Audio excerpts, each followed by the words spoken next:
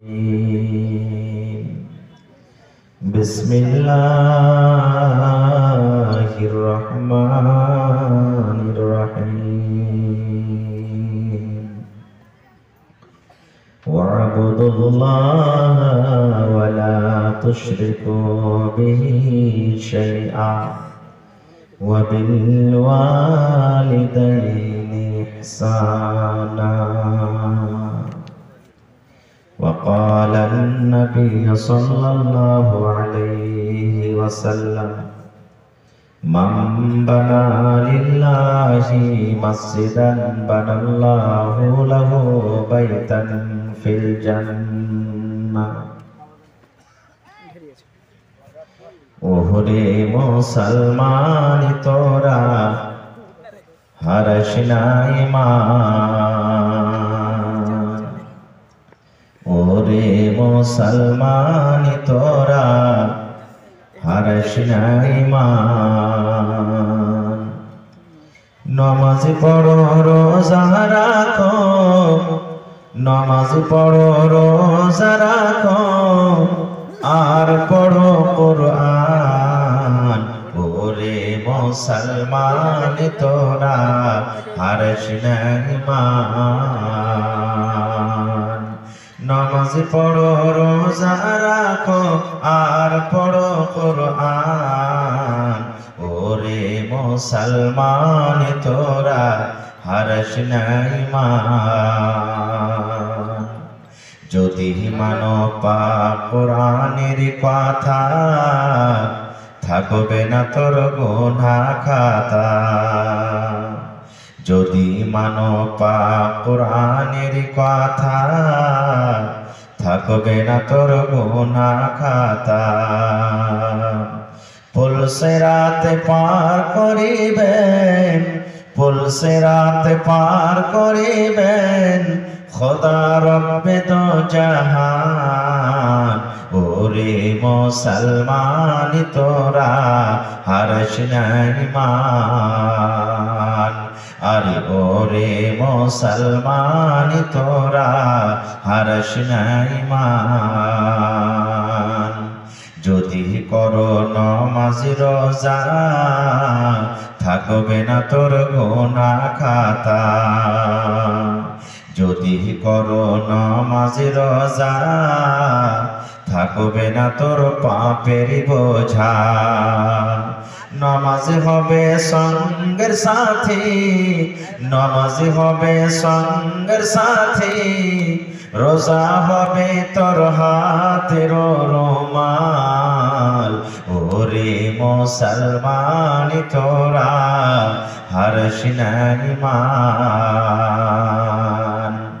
কি কোহরে কি আমল কলি একাই আলী একাই যাবি কি কোহরে কি আমল কলি একাই আলী একাই যাবি ভালো আমল যদি করে গেলি নেক আমল যদি করে গেলি হবে তোর কল্যাণ ওরে মুসলমান তোরা হারিস না ঈমান নামাজ পড়ো রোজা রাখো আর পড়ো কুরআন ওরে মুসলমান তোরা হারিস না ঈমান নারে তাকবীর আওয়াজ কই না আজকে জলসার যোগ্যতময় শ্রদ্ধেয় সভাপতি সাহেব উপস্থিত উলামায়ে কেরাম সামনে বসে থাকা ইসলাম দরদি দিন দরদি ভাই ও বাবাজিরা পর্দানাশীল মায়েরা খালারা সমস্ত তারিফ ও গুণগান সে মহান আল্লাহ তাবারাক ওয়া তাআলার জন্য যে মহান আল্লাহ তাবারাক ওয়া তাআলা এই ঠান্ডার মৌসুমে এই রাত 12টার সময়তে আরাম করার ইচ্ছা হয় বিছানা ছাড়তে মন হয় না থাকা সত্ত্বেও এই পেন্ডালের তলাতে বসে কিছু বলার ও শোনার তৌফিক দিয়েছেন, তাই আমরা সে আল্লাহ তাবারক ওয়া তাআলার প্রশংসা করি। অন্তর থেকে মহাব্বতের সাথে সকলেই পড়েন আলহামদুলিল্লাহ। একটু মুখ খুলে জোর করে পড়েন ভাই আলহামদুলিল্লাহ। তারপর আমাদের শেষ নবী হযরত মুহাম্মদুর রাসূলুল্লাহ পড়েন সাল্লাল্লাহু আলাইহি ওয়াসাল্লামের পর অগণন দরুদ শরীফ শান্তির দ্বারা বর্ষিত হোক আমিন। আল্লাহুম্মা সাল্লি আলাইহি আল্লাহুম্মা বারিক আলাইহি। ভাই মুসলমান, আজকে আমি আপনাদের সামনে কোরআন মাজিদের একখানা আয়াত তেলাওয়াত করেছি, সাথে আল্লাহর নবী মুহাম্মদ সাল্লাল্লাহু আলাইহি ওয়াসাল্লামের একটা হাদিস পড়েছি। আয়াত এবং হাদিসকে সামনে রেখে আমি আমার বক্তব্য ইতি করব। ওমা তাওফীক ইল্লা বিল্লাহ।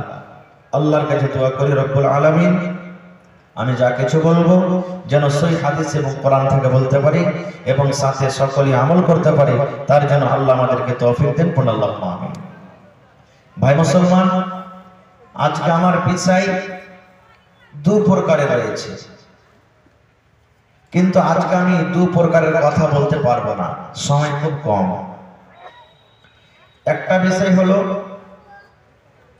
যে সন্তানের উপরে মাতা পিতার কতটুকু হক। একটা ছেলে মেয়ে বেটা বেটি বাড়িতে আছে, তো বেটা বেটির নিজের মাতা পিতার উপরে তার কতটুকু হক রয়েছে, এটা আলাদা বিষয়। আর একটা বিষয় হলো যে মাতা পিতার নিজের সন্তান মানে ছেলে মেয়ের উপরে কতটুকু হক রয়েছে, এটা একটা আলাদা বিষয়। সব কথা বলা যাবে না, একটা বিষয় নিয়ে আলোচনা করব। আল্লাহ হায়াত রাখেন ইনশাআল্লাহ আবার কোনোদিন। তবে ভাই, সন্তানের জন্য মা বাপ হলো একটা খুব বড় নিয়ামত। সন্তানের জন্য মাতা পিতা খুব বড় নিয়ামত। না হলে জিজ্ঞাসা করেন ওই ভাইকে ওই বোনকে যাদের মা বাপ দুনিয়াতে বেঁচে নেই, মনে কত ব্যথা, মনে কত কষ্ট, কত আফসোস যাদের মা বাপ দুনিয়া থেকে চলে গেছে। আর একটা মা বাবার জন্য সন্তান হলো আল্লাহ তাবারক ওয়া তাআলার পক্ষ থেকে খুব বড় নিয়ামত। না হলে জিজ্ঞাসা করেন কাকে? ওই বাপকে ওই মাকে যাকে আল্লাহ বাড়ি দিয়েছেন, ঘর দিয়েছেন, জমি জায়গার কোনো জিনিসের কমি নেই, কিন্তু শুধু তার পক্ষে ভক্তের সন্তান নেই, তার মনে কত আফসোস, কত বেদনা, রাত দিন কাঁদছে, কত আল্লাহর কাছে দোয়া, কত দান, কত খায়রাত, কত কি করছেন যে আল্লাহ সবই তুমি দিয়েছো, আমাকে সন্তান দেওনি, কত মনে তার আফসোস। এই জন্য তো হযরত ইব্রাহিম আলাইহিস সালাম ৮০-৮৫ বছর বয়স, একটাও সন্তান হয়নি। বয়স হয়ে গেছে, সন্তান হয়নি, এরকম বয়সে আজকে যদি আমাদের 10 বছর 15 বছর যদি বিয়ে হওয়া হয়ে যায়, কত পীর বাবার কাছে যাব, কত আরো কোথায় যাব, কত কোথায় যাব, কত শিরকের কাজ করব, কত গুনার কাজ করব। আল্লাহ তুমি ছেলে দাও, যেরকমই হোক আল্লাহ ছেলে দাও। ছেলের জন্য দোয়া করছে ভাই আমরা, কিন্তু ছেলেটা কেমন দাও এটা দোয়া করি। ছেলেটা নেককার দাও, দিনদার দাও, ল্যাংড়া হোক, খোড়া হোক, কানা হোক, কোন ধরনের ছেলে হোক, এই দোয়াটা আমরা করি না। আমরা দোয়া করি আল্লাহ তুমি ছেলে দাও, কেমন ছেলে দাও। জি না, ইব্রাহিম নবীর ৮০-৮৫ বছর বয়স, আল্লাহর দরবারে দোয়া করছেন কি? রব্বি হাবলি মিনাস সালিহিন। আয় আল্লাহ, আমার বয়স ৮০-৮৫ বছর হয়ে গেছে, আল্লাহ সন্তান হয়নি, তুমি আমাকে একটা সন্তান দাও। সন্তানটা কেমন? আল্লাহ সালেহ নেককার সন্তান দাও আমাকে, গায়ের সালেহ দিও না আল্লাহ। আল্লাহ দিনদার ছেলে তুমি আমাকে দাও। কেমন দোয়া করছেন দেখেন। আমাদেরকে এইভাবে দোয়া করতে হবে ভাই। যখনই আল্লাহর দরবারে দোয়া করবেন, নেক ছেলে আপনি চাইবেন আল্লাহর কাছে। তো বলার উদ্দেশ্য হলো যে যার পক্ষে ভক্ত সন্তান নাই, ছেলে মেয়ে নাই, সেই তাকে একটু জিজ্ঞাসা করেন যে সন্তান না থাকাতে তার মনে কি আফসোস, কি বেদনা, কি ব্যথা। ভাই আমার, তবে আজকে মাতা পিতার নিজের ছেলের উপরে কি হবে এই কথা কিছু আলোচনা করবো আমি। ছেলে মেয়েদের বেটা বেটির মা বাবার উপরে কি হক সময় পেলে কিছু বলবো, না হলে অন্য কোনো জলসাতে। ইমাম সাহেব যেই জুম্মার দিনে যে জিনিসটার উপরে দাঁড় হয়ে খাড়ো হয়ে খুতবা দেন, আমরা কি বলি বলেন তো? একটু কথা বলেন ভাই আমার সাথে, কি বলি? মিম্বার। মিম্বারের উপরে কয়টা ধাপি আছে? 3টা না 4টে? হ্যাঁ, একটু কথা বলবেন ভাই, আমি যতক্ষণ থাকবো আপনারা জানেন। এই যে আপনার এলাকাতে আমাকে খুব ভালোবাসেন আলহামদুলিল্লাহ। মাইনজালিতে কতবার আসা হলো, আবার সামনে এই 23 তারিখে আবার জালসা আছে। আল্লাহুস সামাদ, আল্লাহ হায়াত রাখলে ফের আসতে হবে, আপনারাও যাবেন ইনশাআল্লাহ। তো তিনটা ধাপি আছে। প্রথম ধাপিতে নবীজি পা দিলেন, তখন পড়লেন আমিন। কি পড়লেন? কথা বলেন, কি পড়লেন? আমিন। আমিন মানে কি? আমিনের কয়েকটা মানে আছে, তার মধ্যে একটা হলো আল্লাহ তুমি কবুল করো। এই যে আমরা সূরাতুল ফাতিহা পড়েছি, গায়রিল মাগযুবি আলাইহিম ওয়ালাদ-দাল্লিন, তারপরে কি পড়ি? আমিন পড়ি। সূরা ফাতিহাতে দুয়ার কথা আছে, আমি ওদিকে যাব না। তো আমিন পড়লেন মানে আল্লাহ তুমি কবুল করো। আবার 2 নম্বর ধাপিতে যখন নবীজি পা দিলেন, তখন আবার পড়লেন আমিন, আল্লাহ তুমি কবুল করো। আর কিছু সাহাবায়ে কেরামেরা শুনতে পান না, যত লোক মসজিদে আছেন কেউ শুনতে পারে না, শুধু আমিনটা শুনতে পেয়েছে।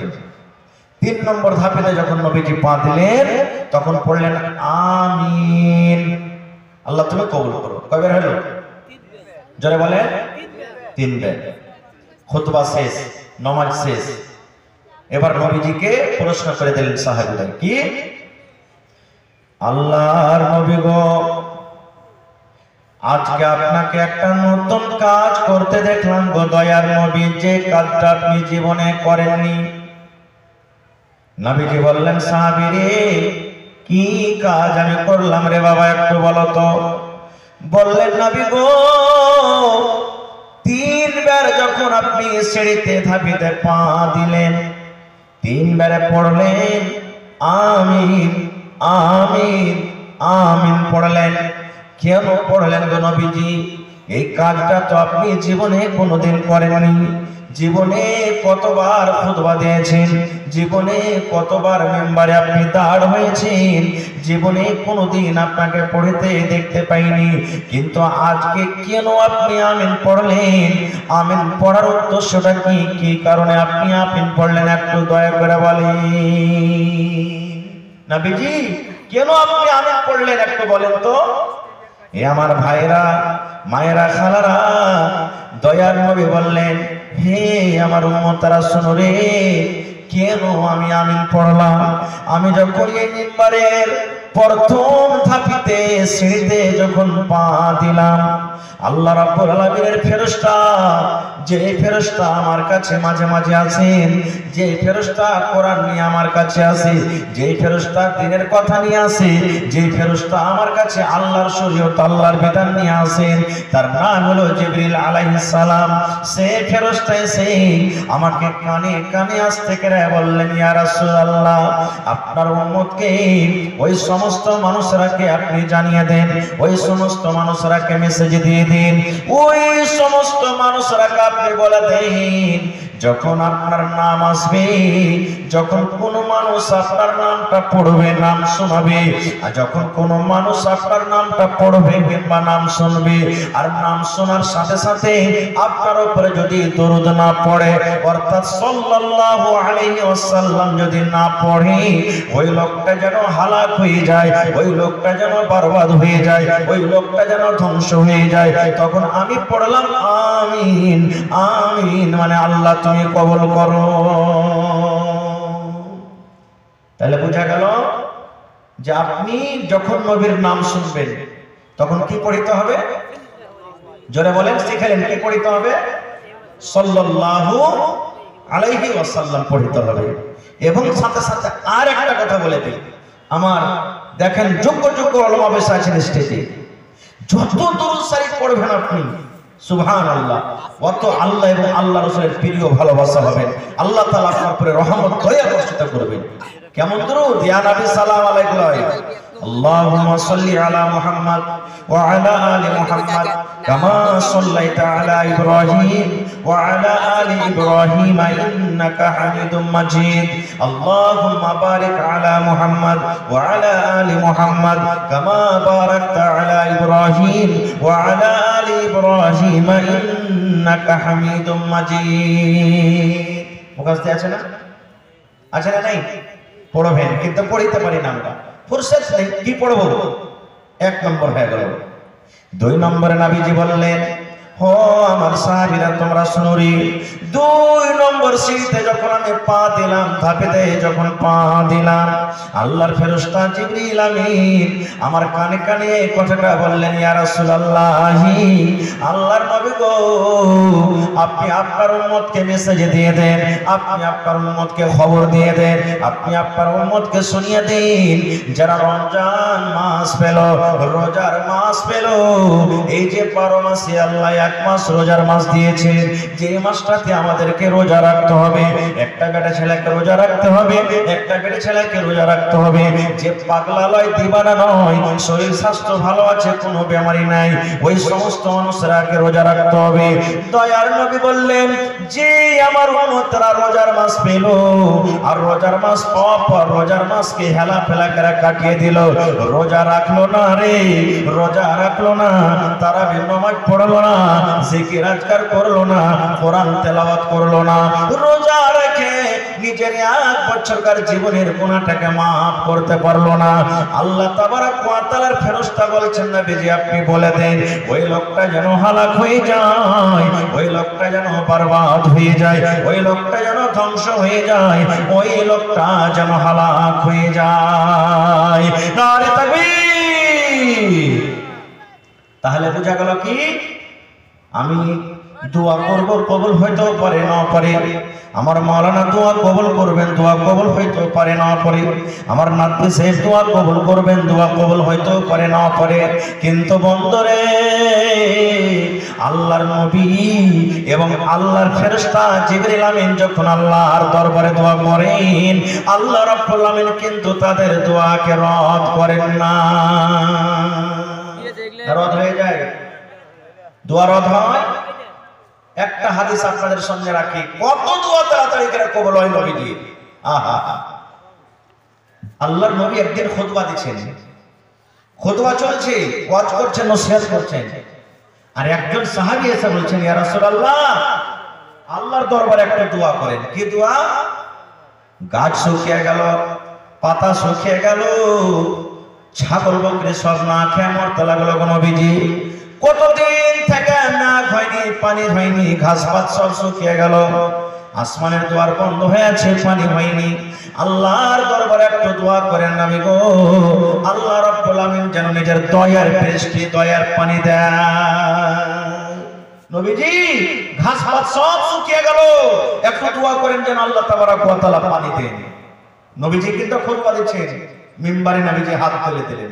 আহা, মিম্বারে হাত তুলে দিলেন খুতবা দিতে দিতে, নবীজি খুতবা দিতে দিতে হাত তুলে দিলেন, দোয়া করতে আছেন রে মুসলমান, দোয়া করতে না করতে ঝমঝম ঝমঝম ঝমঝম ঝমঝম করে পানি শুরু হয়ে গেল।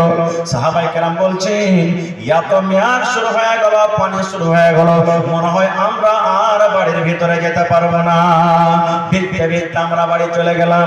কতদিন মেয়াদ হলো, শুক্রবারে নবী দোয়া করলেন, শুক্রবার মেয়াদ হলো, শনিবার মেয়াদ হলো, রবিবার মেয়াদ হলো, সোমবার মেয়াদ হলো, মঙ্গলবার মেয়াদ হলো, বুধবার মেয়াদ হলো, বৃহস্পতিবার মেয়াদ হলো, শুক্রবার আবার চলে এলো, মেয়াদ হতে আছে, মেয়াদ হতে আছে, মেয়াদ কিন্তু ছোটে না। আপনারা বলেন, আমাদের এলাকাতে যদি একদিন 24 ঘন্টা ভালোভাবে পানি হয়, এগুলো তো বুঝতে পারবেন, বুঝতে পারবেন ভাই, সব ডুবে যাবে। 8 দিন মেঘ চলছে মুসালসাল। নবীজি আবার দ্বিতীয় জুমাতে খুতবা শুরু করে দিয়েছেন। ওই যে সাহাবী প্রশ্ন করেছিলেন, ওই কিংবা কোন একটা সাহাবী বললেন, ইয়া রাসূলুল্লাহ, আল্লাহর নবী গো, গত জুমাতে আপনি পানির জন্য দোয়া করেছেন গো নবীজি, আল্লাহ রাব্বুল আলামিন এত পানি দিয়েছেন, এত মেঘ দিয়েছেন, মেঘের কারণে একটুকু ডানা নাই, শোভা নাই, সমস্ত ডুবে গেল, ঘাস পাত সব ডুবে গেল, মাল জালকে আমরা জীব জন্তুকে কি খাওয়াবো? আল্লাহর দরবারে একটু দোয়া করে দেন, আল্লাহ রাব্বুল আলামিন যেন এই পানিকে বন্ধ করে দেন। নবীজি আবার সেই খুতবার মাধ্যমে হাত তুলে দিলেন, আর হাত তুলে দোয়া করলেন, আল্লাহুস সামাদ, যেমনই দোয়া করা সঙ্গে সঙ্গে পানি বন্ধ হয়ে গেল। তাহলে বলেন, এরকম নবী দোয়া করছেন, পানি চালু, নবীজি দোয়া করলেন, পানি বন্ধ, তাহলে এরকম নবী যদি বদদোয়া করেন কার জন্য? ওই লোকটার জন্য যে রমজান মাস পেল আর রোজা রাখলো না, তাদের থেকে কপাল পড়া দুনিয়া তার কেউ আছে ভাই? তাদের থেকে কপাল পড়া দুনিয়া থেকে কেউ আছে? কিন্তু হায়রে আফসোসের কথা, এই রমজান মাস যে আসছে কত ভাইয়ের কিন্তু বেমানি বেড়ে যাবে ভাই। এই 2, 4, 10, 20 টাকা 100-200 টাকার গ্যাসের ওষুধ নিয়ে নেবে, আর গ্যাসের ওষুধ নিয়ে তখন সকাল সকাল খাইবার ভাই রে খুব পেট জ্বলছিল, রোজা করতে পারি না, রোজা করতে পারি না। কত ভাই তো বলবেন বাড়তে কি খাইতে নেই যে রোজা করতে যাব। কত ভাই দিনের বেলাতে সিগারেট টানবে, বিড়ি টানবে, পান খাইবে মুখ লাল করে, কেউ হোটেলে খাইবে। ওকে যদি বলেন তো কি করবে? আল্লাহকে দেখে ডরে না তো মানুষকে দেখে ডরিয়ে কি করবো? কত বড় বদনসিব! কার কি নেবেন? একটা মাওলানার কি নেবেন? আপনি ইমামের কি নেবেন? কিচ্ছু নিতে পারবেন না। দয়ার নবী বদদুয়া করেছেন, আল্লাহর ফেরেশতা আমিন পড়েছেন, বদদুয়া করেছেন, আল্লাহ যে রোজা রাখলো না ওই যেন ধ্বংস হয়ে যায়, হালাক হয়ে যায়, বরবাদ হয়ে যায়। আজকে আমরা নবীর কথার উপরে ভরসা রাখতে পারি না, নবীর প্রতি ঈমান রাখতে পারি না। একটা বুখারী শরীফের হাদিস, একজন কালো ধর্মের মহিলা নবীর উপরে কত বিশ্বাস রাখতো জানেন? মির্গিওয়ালা পেশেন্ট দেখেছেন আপনারা? মির্গির রোগী দেখেছেন? মির্গির রোগী দেখবেন মানুষ আগুন পানি থাকতে গেলে বেমারিটা জোর করবে। একজন কালো ধর্মের মহিলা, দেখতে কালো, বুড়ি মানুষ, আল্লাহ নবীর কাছে এসেছে। আসার পর কি বলছেন?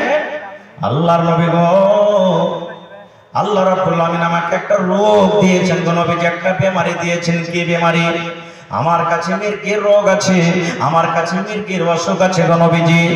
আল্লাহ নবী গো, আগুন বুঝি না, পানি বুঝি না, লোকজন বুঝি না গো নবীজি, বেমারি আমার চালু হয়ে যায়, আমি কিন্তু বেহুশ হয়ে পাগল হয়ে যাই।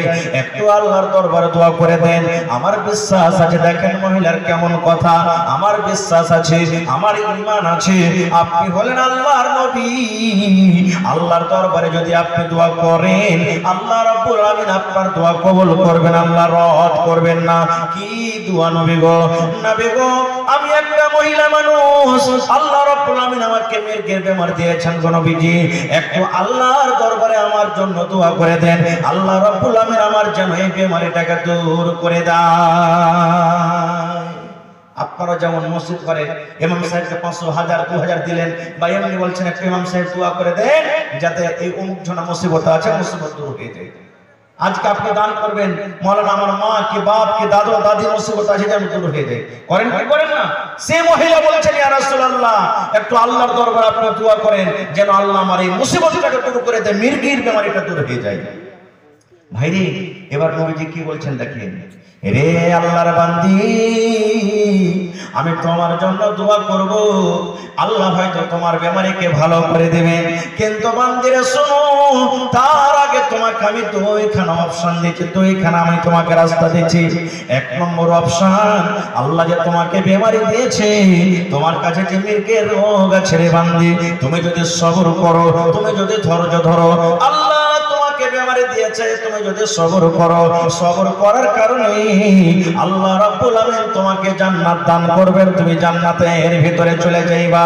আর যদি তুমি বলো যে না, দোয়া করে দেন আমি যেন ভালো হয়ে যাই, তাহলে আমি নবী আল্লাহর দরবারে দোয়া করতে গেলে হয়তো আল্লাহ আমার দোয়া কবুল করবেন, তুমি ভালো হয়ে যাইবা। তাহলে কি চাও তুমি? তুমি দুনিয়াতে ভালো হয়ে বাঁচতে চাও, তাহলে আমি দোয়া করে দেব। আর না হলে সবর যদি তুমি করো, এই বেমারির পরে সবর করো, ধৈর্য ধরো, তাহলে আল্লাহ রাব্বুল আলামিন তোমাকে কিয়ামতের দিন জান্নাত দান করবে। কি চাও তুমি? নবীজি দুটো অপশন দিলেন, তুমি দুনিয়াতে ভালো হয়ে থাকতে চাও, আমি নবী দোয়া করে দেবো, হয়তো কিছু ভালো হবে। আর না হলে আল্লাহ যে তোমাকে বেমারি দিয়েছে, তুমি সবর করতে পারো, তাহলে আল্লাহ তোমাকে জান্নাত দান করবে। তুমি আল্লাহ জান্নাত নিবে না দুনিয়াতে ভালো হয়ে থাকতে চাও? এই জামানার আমরা মানুষ হতাম, কি বলতাম, মাওলানা দোয়া করে দেন, জান বাঁচলে লাখও পাইবে। কিন্তু ওরে সুবহানাল্লাহ, কেমন মহিলা বলছেন ইয়া রাসূলুল্লাহ, আল্লাহর নবী গো,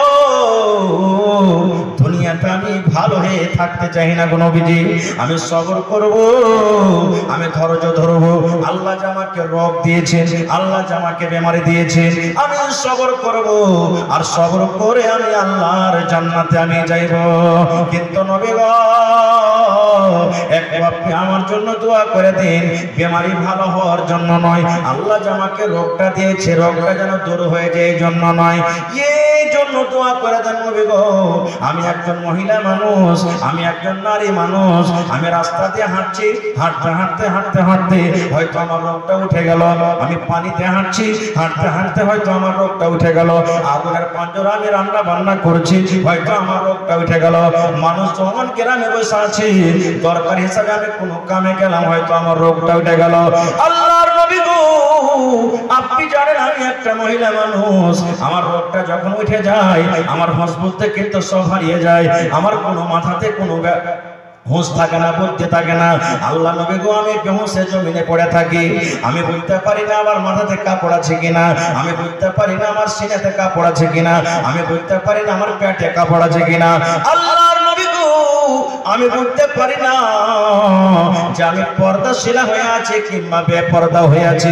একটু আল্লাহর দরবারে আপনি দোয়া করে দেন, আমার কাছে যখন রোগটা আসবে, আমার বিমারিটা যখন উঠবে, তখন যেন আমি পর্দাশীলা হয়ে থাকি নবী গো, বেপর্দা যেন না হয়ে যায়।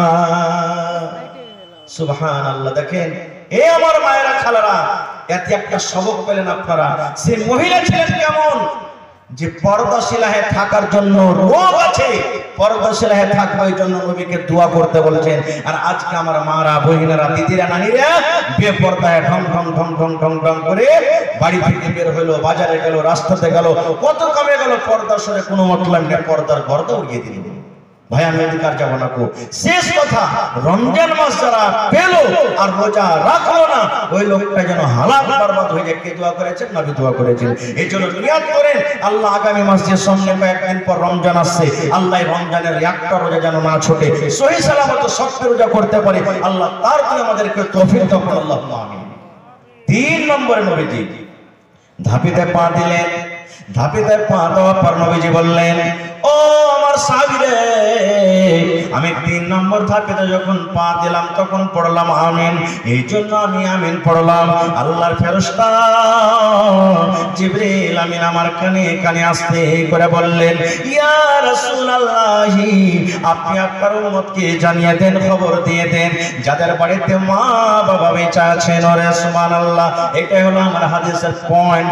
যাদের মা বাবা বেঁচে আছেন, মা বাবা দুজনেই বেঁচে আছেন, কিংবা মা একজন আছেন কিংবা বাবা একজন আছেন, মা বাবা বাড়িতে আছেন, মা বাবার সেবা যত্ন করে, মা বাবাকে রাজি করে, মা বাবার খিদমত করে, মা বাবার মনটাকে জয় করে, নিজের গুনাহকে মাফ করতে পারলো না, মা বাবাকে রাজি করে দুনিয়া থেকে যেতে পারলো না, ওই লোকটা যেন হালাক হয়ে যায়, ওই লোকটা যেন বরবাদ হয়ে যায়, ওই লোকটা যেন ধ্বংস হয়ে যায়। মা ছাড়া দরদে হবে নাই রে দুনিয়ায়, মার মতো দরদে কেহ নাই। মা ছাড়া দরদে হবে নাই রে দুনিয়ায়, মার মতো দরদে কেহ নাই।